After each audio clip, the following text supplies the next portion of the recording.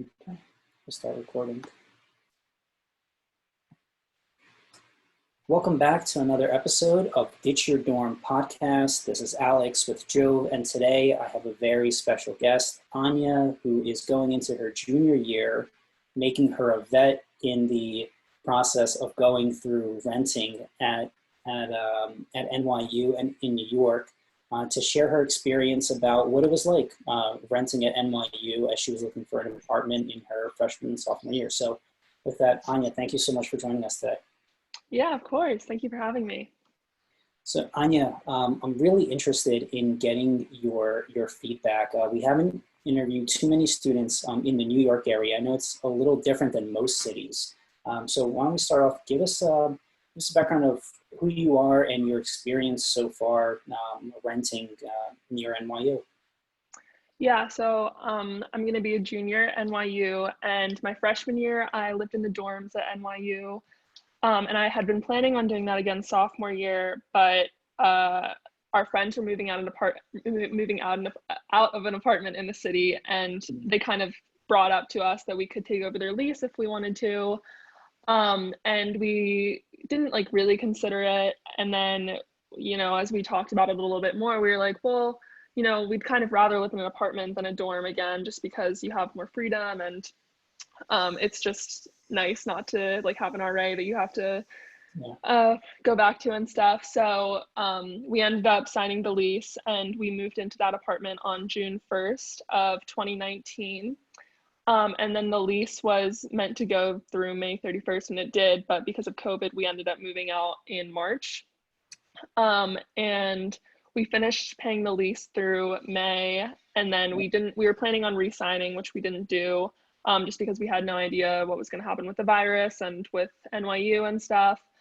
But throughout this whole time, we had been hoping to go back to the city. So we had started casually looking at apartments in May. And we kind of knew we weren't going to get any of them just because the real estate market does move really quickly in New York. But we wanted to start looking to have an idea of what was out there, because we had really loved our previous apartment. And like I said, we had hoped to live there again, and it was kind of our dream apartment. But yeah, we had started casually looking just to see if there was anything that we were interested in, and to start kind of figuring out how to look for an apartment, because that wasn't something that we had to do previously. So a couple months go by, and then we started hearing back from NYU it was going to happen this fall, and we had made the decision that it would be practical to go back to the city instead of working remotely like we did this past spring. So in July, me and one of my roommates went up to New York, and I'm living with 4 people this year. But we toured probably about 20 apartments in 2 days. So yeah. So, what? In 3 days? In 2 days. Oh my God. Yeah, so it was a really long, it was long. It was a lot of apartments that we looked at. But the first one that we toured, we hadn't really seriously wanted to live in, but the pictures looked kind of interesting, so I reached out to the broker who had been advertising it on StreetEasy, and we scheduled an appointment, and that was the first one that we toured. And when we toured it, it was nice. We didn't hate it, but we couldn't really see ourselves living there. And we told him that, and he was like, oh, well, actually, this other apartment just went on the market today. It's right upstairs. I can show it to you. So we said, sure. And we walked upstairs, and we saw the apartment, and it was the perfect apartment. So we were really excited to find that. And then we still went on and toured all of the other apartments that we had scheduled, but just nothing compared to that one. So yep, that's how we found that one. And we'll be moving in. One of my roommates moves in on Thursday, and then I'll be moving in at the end of the month. So got it. Well, that's good that you had found the apartment that you wanted. You kind of, I guess, dated around to other apartments to see if they would compare, and then that's now you know that this is an ideal apartment. And the situation that you had in your sophomore year, where you had friends that said, hey, we have this apartment, why don't you take over the lease? Would you say that that's common? Does that happen a lot between students, or was that something you feel like was unique? I would say I would say it's very like 50-50 because I definitely have a bunch of friends who have taken over leases from, friends who have graduated or whatever, or are just moving out. But I would also say I have a number of friends who have gone through the experience of like having to find an apartment with no, prior experience or anything. So I would definitely say it's 50-50. Gotcha. When you were getting into your first apartment, you didn't go through the regular process, but in terms of search, but you went through a regular process in terms of signing the lease and doing all that. What were some of the key differences between the first time around and a second time around, if any, not related to search, but more towards the lease signing? Was it different in any way? Well, yes, mainly because we weren't in a pandemic, so communicating was a little bit easier. But I would say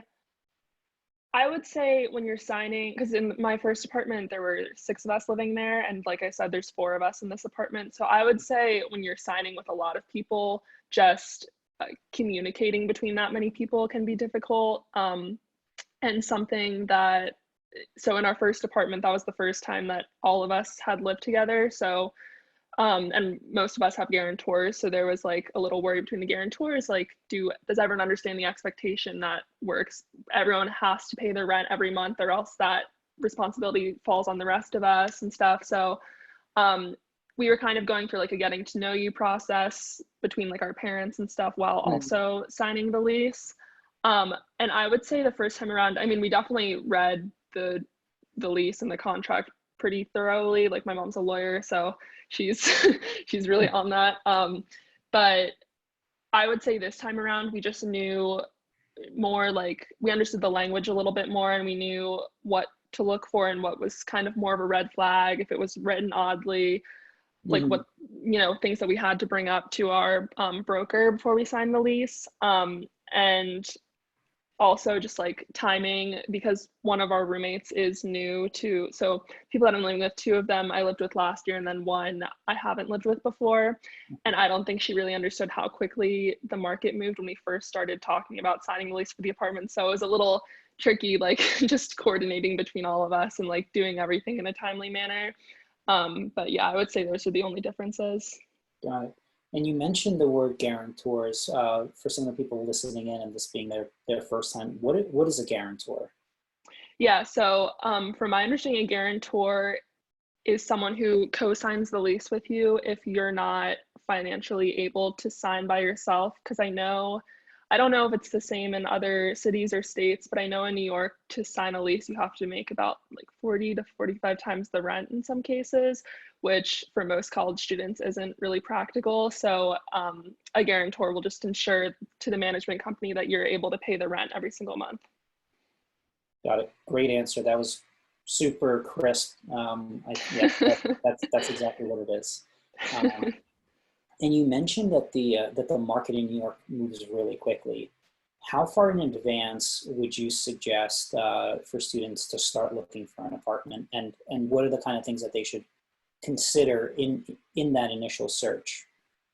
Yeah, so I would suggest start looking as soon as you're interested in finding an apartment in whatever city, say it's New York. I would start searching on your preferred market or apartment rental app. For me, it's Street Easy. And I would figure out like what specifications in the apartment you're not willing to compromise on. So for me and my roommates, we weren't willing to compromise on outdoor space. That was something that was really important to us. And also I think that was the only thing that we for sure need. That, I mean, natural light is really important to all of us too. So that was just kind of a given. But also we really wanted a washer dryer in the unit of our apartment. So those were kind of things that we knew we wanted in our apartment, and we in our search that was really important for us to find. So I would definitely figure out what you need in your apartment and look for that in your search. And also like area of the city that you're moving into is really important. So we had like 2 neighborhoods that we were interested in living in, and we weren't interested in looking anywhere else. So we knew that in our search that was really important to us too. And then I would say as it gets closer, If you've been looking over the past few months, like you'll probably have a few that have piqued your interest and that you may have saved, so you can go back and see if those are still available. But I feel like just like looking through apartments and seeing as they're updated every day or every week, like you get a clear idea of what you want, so it makes it easier when the time actually comes to find one. Mm-hmm. I remember in our discussion before hopping on this call, you mentioned that you started casually looking in May for an apartment rental that started in August. Is that common? I don't know if it's common. The reason that me and my roommate started doing that was because we had loved our previous apartment so much, and like in moving out, we were just really scared that we wouldn't find anything that would compare to it. So I would say the reason that we started looking so early was just so that we could get an idea of like what the market looked like and what the apartments that were on the market looked like. Yeah. Okay. And I don't think we covered this, but why did you move out of that first apartment that you loved so much? Just because of COVID, because the lease, when it came time to re-sign the lease, we would have had to start a new lease on June 1st. And at that point, it was still very unclear what was happening. But under normal circumstances, we definitely would have re-signed that lease. Got it. Yeah. And that brings me to another point of, so we all know that students are usually at school for 9 months out of the year, unless they're doing some summer activity there, whether it's an internship or school or something else. The typical length of a lease for a student, is it ever 9 months or is it usually 12? I would say it's usually 12 months. And sometimes you can get them for longer, but in New York, especially, I mean, I know like in other cities, it can be common to do like month to month or 6-month leases. But I would say in New York, usually when you sign a lease, it's at least a year. Got it. So what options have you seen that students have if, let's say, they're either going back home or during the summer, or they're doing a semester abroad, or maybe they got an internship in a different city? What kind of things have they been doing? What kind of options do they have? Do they have to pay their lease still? Yeah, so you definitely have to pay your lease. You'll get evicted if you don't. But that's definitely super common, and many of my friends have been in that situation. And I would say most commonly in that situation, people get a subletter. So in New York, I know there's like for NYU, there's a Facebook page where people can post subletting opportunities and stuff like that. And that's a really common way that people find subletters.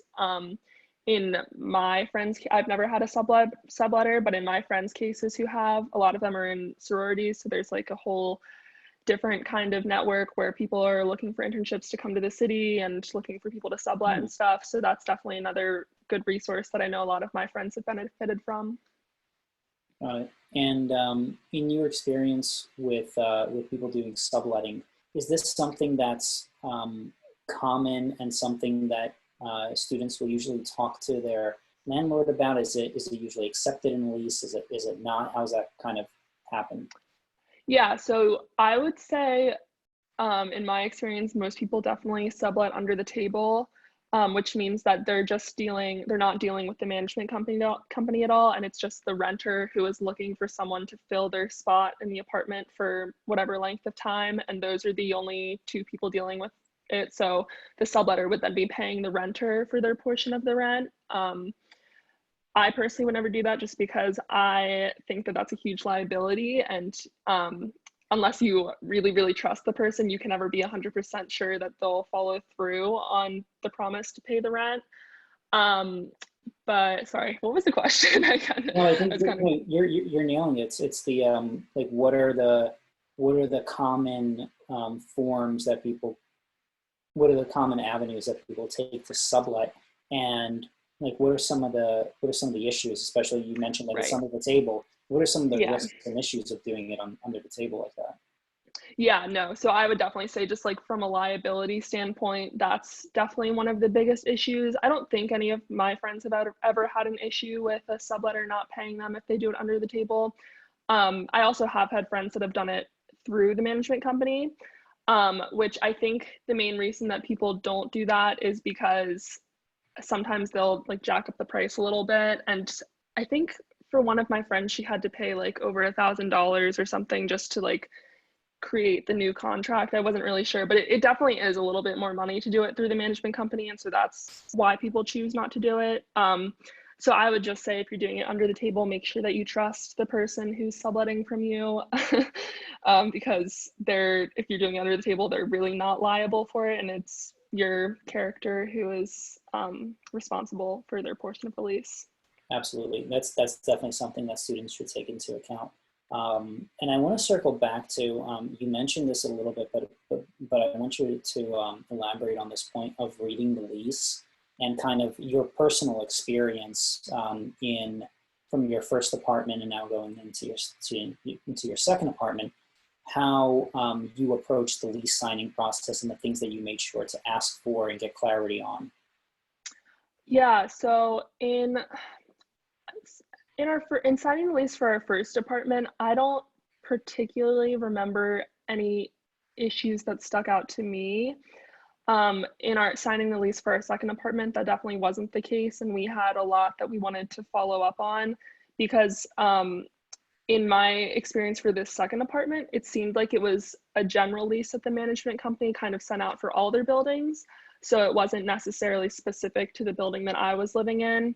So a big concern for me and my roommates was, on the lease, there was like conflicting points about the rooftop access, and in some places it said that if the landlord grants tenants access, they will have access to the roof, but then in other parts of the lease it said tenants may under no means access the roof. So we were like, what does this mean?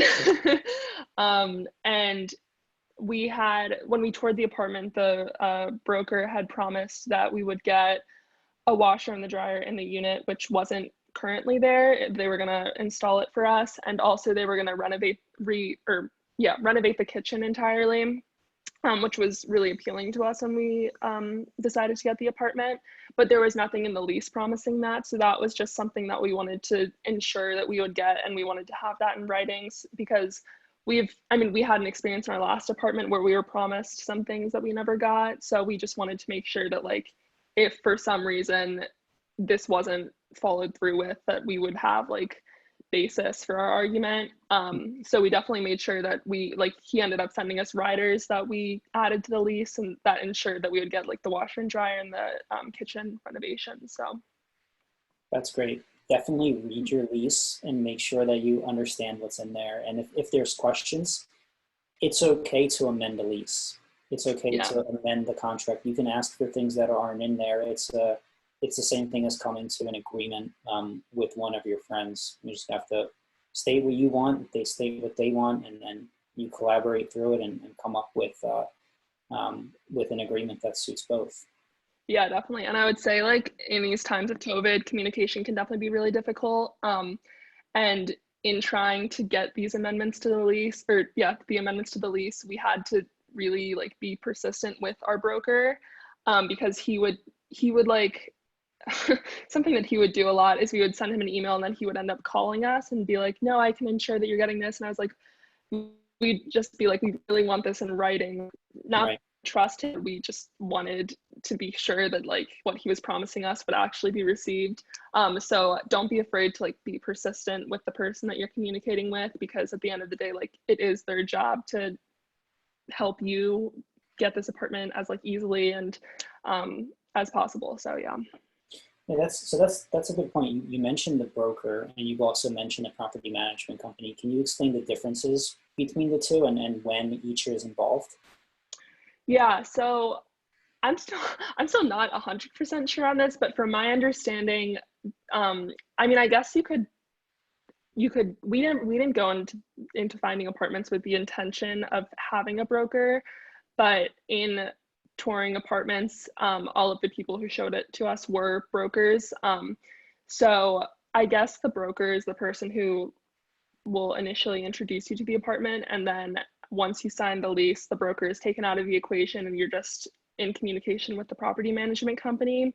But until you sign the lease and like all of the money is into the property management company, the broker is like your main form of communication. Then after you sign the lease, the property management company is your main form of communication.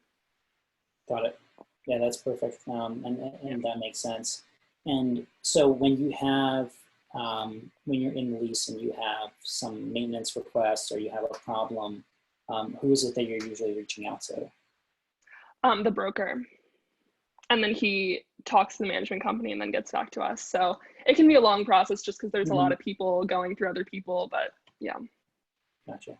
Okay, cool. And so when you were first starting this in your freshman year, when you first started your search, or you were told about this apartment that you took over for your friends, how much knowledge did you have going in about what to expect in this process of looking for an apartment, signing a lease, and then ultimately renting?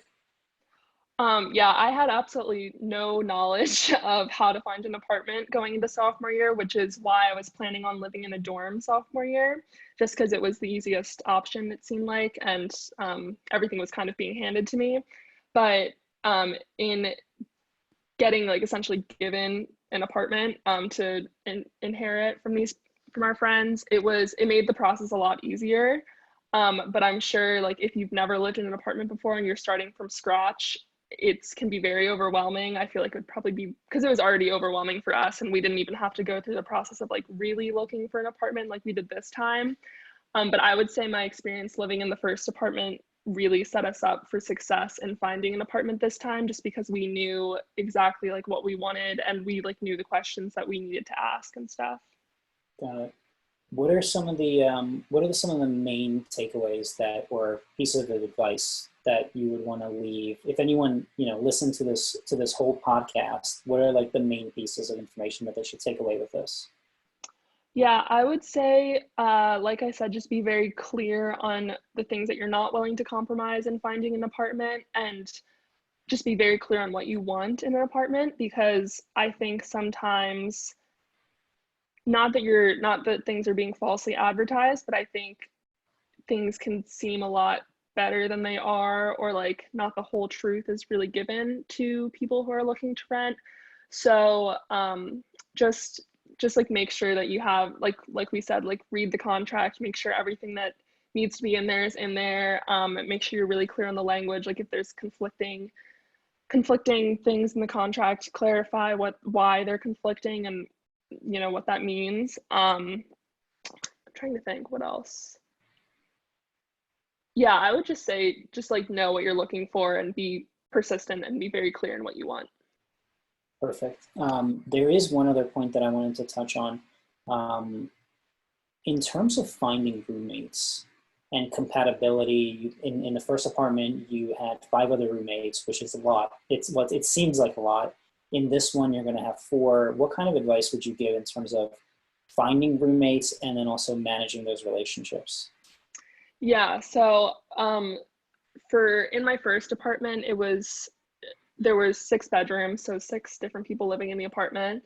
And 3 of those people were my really good friends, and then 2 of them were like acquaintances of those friends that we really needed to fill the apartment.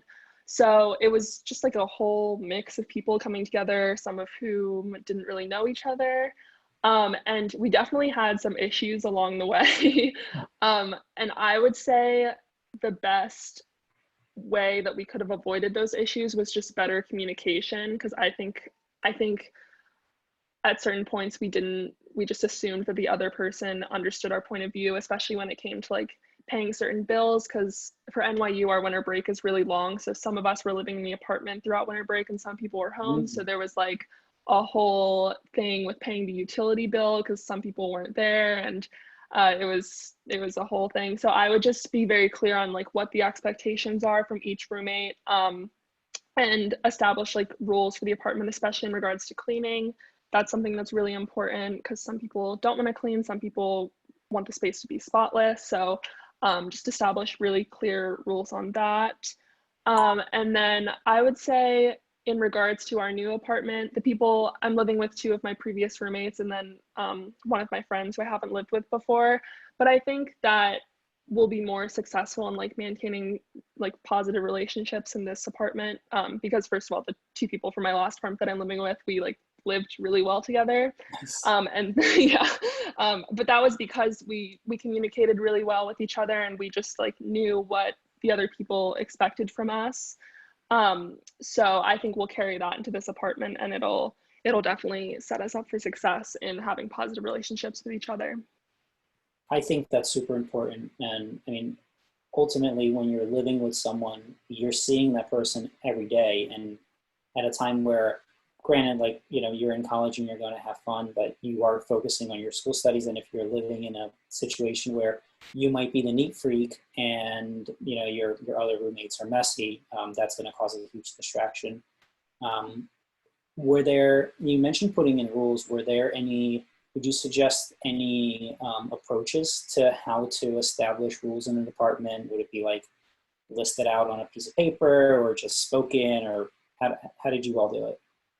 Yeah, I would say what we did in our last apartment was we had a meeting when everyone moved in, and we just discussed expectations from each of us and what we hoped that everyone else would be able to commit to. And that was spoken, and we created a Google Doc that we all like signed.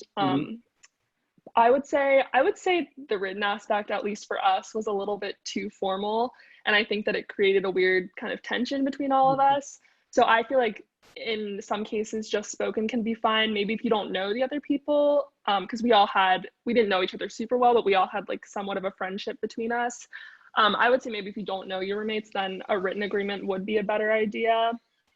But yeah, I mean, if you haven't lived with people before, it can be really hard to know what expectations you have for your roommates.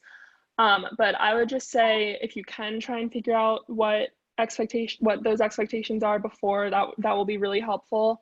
And also be willing to compromise like certain things for other people, because like for me, I wouldn't say I'm like the cleanest person in the world. I'm not a slob by any means, but I definitely don't like need the dishes to be done all the time, or anything. But some of my roommates did want that and required that, and that was something they needed for a healthy living space. So that was something that I needed to work on and become better at. So I would say being flexible and being able to compromise for other people will also set you and your roommates up for success down the road, because maybe there's something that you don't know you need right off the bat, but then like 2 months into living with your roommates, you find out that there's something that they're doing that is really bothering you, so you have to bring it up with them. And you know, it's just like, it's all about the balance with when you're living with other people. Perfect. Yeah, I think that's super valuable. And yeah, a lot of great nuggets of information. Anya, thank you so much for sharing your experience with us.